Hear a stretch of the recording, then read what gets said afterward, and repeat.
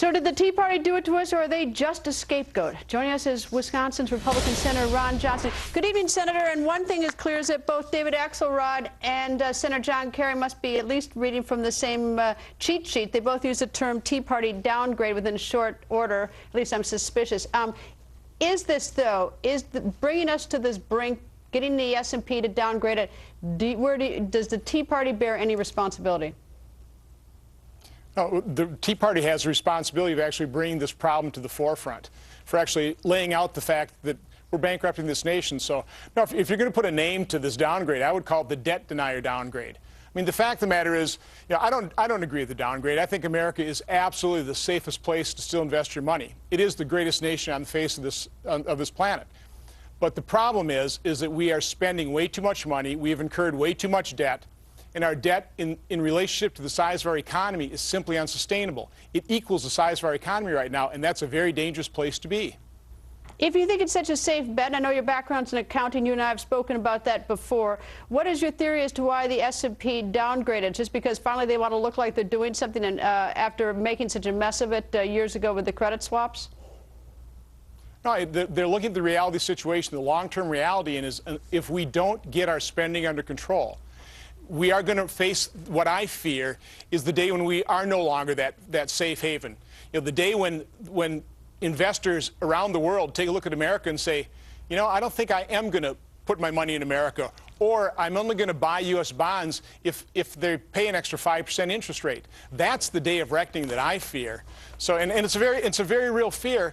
And I tell you what, there's an awful lot of harm being caused right now by the fact that we do not have leadership in this country.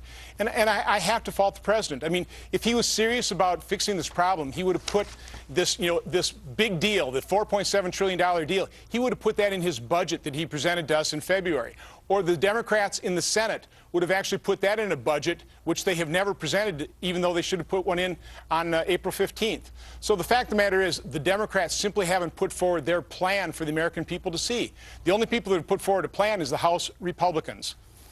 You know what? I'm listening to the president's speech today. There was no plan. It was just air. It did show. No. It did show one thing, though, which I realize you've only been in the Senate since January, but there were 5 instances where he said things like about how it's the committees that talked about the committee, and he says, "I assure you, we're going to stay on until the job gets done." Well, that's going to be November because everybody's out of town. Then he says about later on, he says we can extend payroll tax and unemployment insurance benefits, something we can do as soon as Congress gets back. Well, that's in 4 or 5 weeks.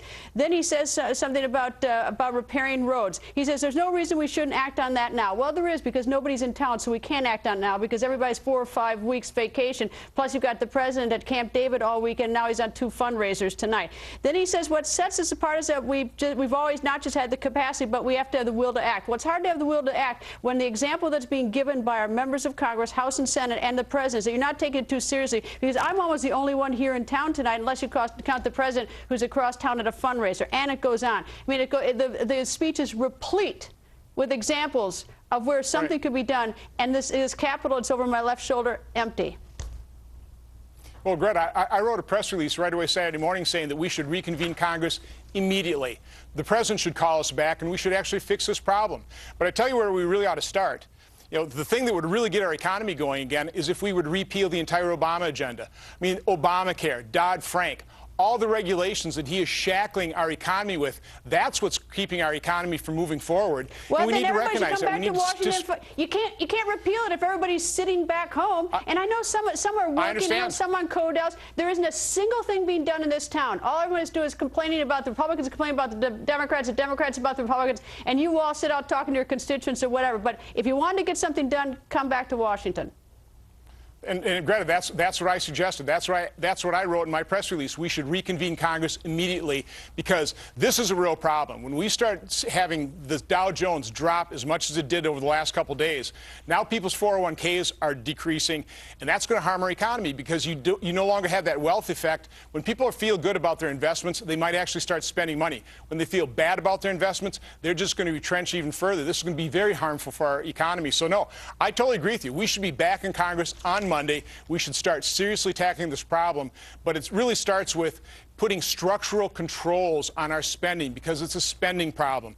We are going to spend another $46 trillion over the next 10 years, incur another $12 trillion worth of debt, which I guess we've reduced maybe by $2 trillion with this deal.